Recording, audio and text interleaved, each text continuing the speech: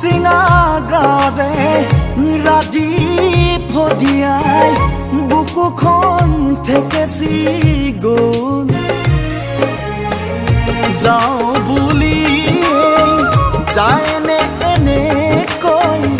আইনি থৰুৱা হ'ল তো চিঙা গাৰে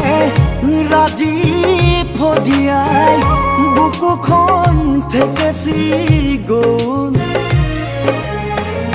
যাওঁ বুলি যায়নে এনেকৈ আইনি থৰুৱা হ'ল বজ্ৰ শব্দৰে মেদিনী কপালি ৰুদ্ৰ কণ্ঠৰে জগালি তৰুণ মুগ্ধ